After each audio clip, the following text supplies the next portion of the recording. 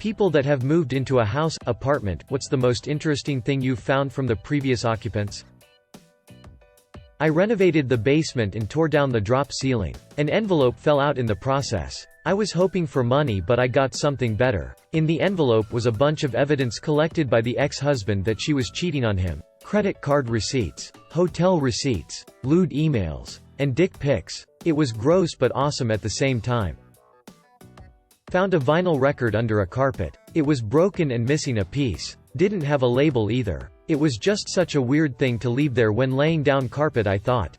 My guess would be that one previous occupant loved that record, and another person hated it and took steps to ensure it didn't get played anymore.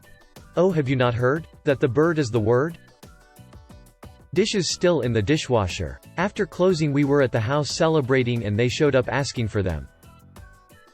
Moved into an old apartment in a college town. It had previously been a fraternity or sorority house all through the 80s. I was at an all-Greek party alumni and met an older guy who found out I lived in his old frat house. He immediately asked if we ever partied in the basement. I told him we didn't have basement access from inside, so no. He then had me follow him back to my house and showed me a false wall next to the bathroom that led down into the basement. Not gonna lie. It kinda freaked me out. The basement door outside had a broken lock, so anyone could get down there. The false wall was hard to open from the house side, but really easy to push open from the basement. Anybody could have gone down there and come up into my apartment.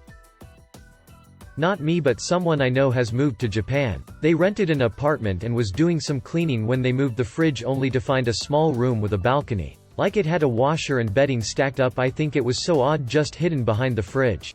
I discovered a similar cover-up at work. We were adding more staff members but didn't have enough offices. There was a spacious closet that had lights and ventilation, but no window and a crappy linoleum floor. But it was quiet and I'm a writer, so I volunteered to take it. It had to be painted. And when one of the guys came up to do that, he said, "Oh, this used to be a regular office, but they covered up the window so they could use it as a darkroom." A crew took down the wallboard that was covering up the window, and when the sunlight poured in, it was like the scene in The Wizard of Oz when Dorothy steps from her black and white farmhouse into colorful Oz. The crew painted it and laid down new carpeting, and when it was finished, it was so lovely that a lot of other people in the department decided they wanted it. Eventually someone else did get it and I had to move out.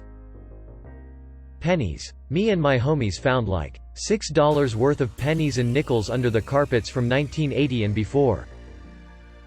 A 1950 nuclear bomb survival kit, complete with rice in a can and a pamphlet that instructed mothers not to let their radiated children inside if they were playing outside when the bomb went off. So amazing.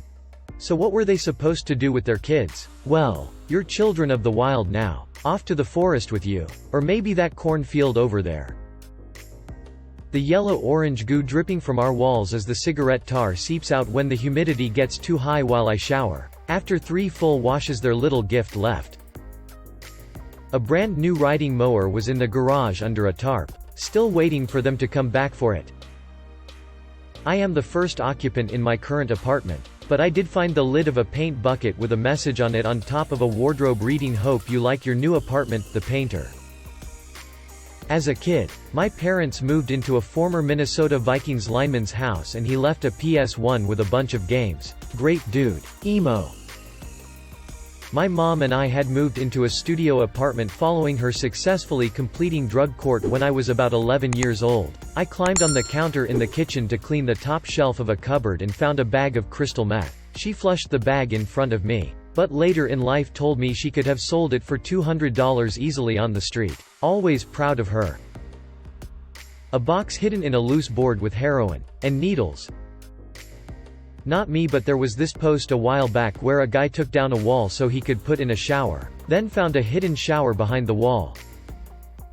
Speaking as the previous tenant, I left a locket containing Macaulay Culkin's photo in the cupboard for the sheer purpose of making the next tenant happy. Concerned tenant? So they didn't buy? So then technically, was the home a loan? My uncle bought a house from people whose mother had passed away. They left a good amount of stuff in the house. Mostly worthless. Christmas decorations, cutlery, etc. In the back of one closet we found a trash bag full of lottery scratch-offs. We started going through them and they were all winners. Turned out to be about $12K in winning tickets. We took a few to the convenience store to check them and they were all past the cash by date. AMD the state lottery would no longer pay them out. Crammed under a built-in drawer below a bedroom closet was a police report from the late 60s delineating a missing person, kidnapping case involving the prior, now deceased owner who at the time was teenager. It also mentions my next-door neighbor who was a person of interest in the case. Haven't talked to him about it, and not sure I want to bring it up.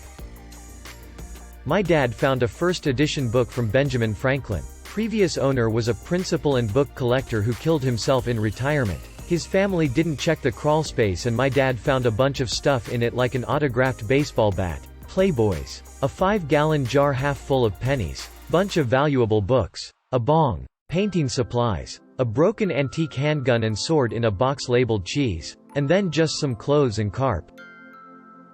When I was 8, we rented a Victorian house for a while and found a love letter from 1912 in the banister of the stairs.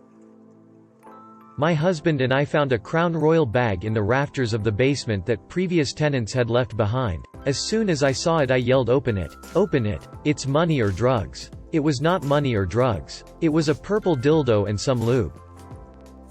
Stripping the wallpaper. Found decades of notes from the previous owner, who was an elderly gentleman, who bought it new in 1960. The last one was in 2011, saying wallpaper for the last time, aged 79 goodbye and good luck. Bless. Henry. Mini vials of very tiny fish in the backyard. I live near a college, so I'm hoping it was some biology project leftovers, and not anything crazier. It was weird though. They were completely intact even though being in some sort of liquid, half buried in the dirt for an obviously long time. Or fish funeral. I can imagine a kid insisting they need to be buried in water like they live. My brother found a mysterious wrapped bundle in the drop ceiling of his house, and waited for me to be there to open it. We thought it might be drugs or money or something illegal, so I wore gloves when I unwrapped it. Turns out gloves were a great idea. It was a double penetration dildo, wrapped in about 4 plastic shopping bags. To clarify, it wasn't a double-sided dildo. It was meant for one person to use it. So did you guys clap your asses together like real bros? Way back on January 1st, 1976, my family moved into an apartment. I was 10 years old at the time. We had just come to Canada in June. While we were cleaning my room before painting it, we took off the radiator cover to clean the inside. Under the radiator cover was a complete, handmade game of Monopoly. I didn't really know English at the time and didn't know what Monopoly was. Later I found out that the 2 boys living in that room had been a couple of years older than me. Their parents had been very strict old-world traditional and had refused to let them buy a Monopoly game, so they had handcrafted their own and kept it hidden in the radiator. My wife and I bought a house almost a year ago and we did multiple inspections and walkthroughs with the realtor and home inspectors and nobody noticed the big bong in the garage until the day we were moving stuff in. I still have it in there. I spray painted it and have a fake flower in it. My vase. Not my own story but my S.O. was helping a mutual friend move into her new house. In the attic, they find a locked chest, and they give up looking for the key. A few months later my friend found a key and immediately tried to open the chest. To her delight, it worked. Inside was a fragile collection of newspapers all from World War II. I've seen some of the clippings, and it's absolutely surreal. When you go on the balcony for our apartment there's a kid's chalk drawing or paint. It doesn't wash off but it looks like chalk of a sad face that says I am sad under it, which I've always been unnerved by.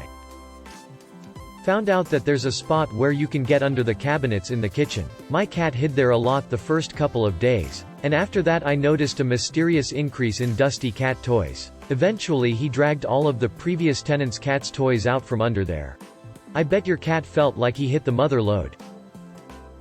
Back in the day I rented the upstairs of an old brick house in the small town I grew up in. It was the first brick building to be built and served as a liquor store around the time of Prohibition in Canada on the border of the US. In the attic I found some old liquor bottles in the rafters. The house down the street was owned by Al Capone. It has secret passageways in the walls and even a jail cell in the basement. My father's childhood home had a hidden cellar under the living room, and some of his neighbors had tunnels in their basements that had been blocked up.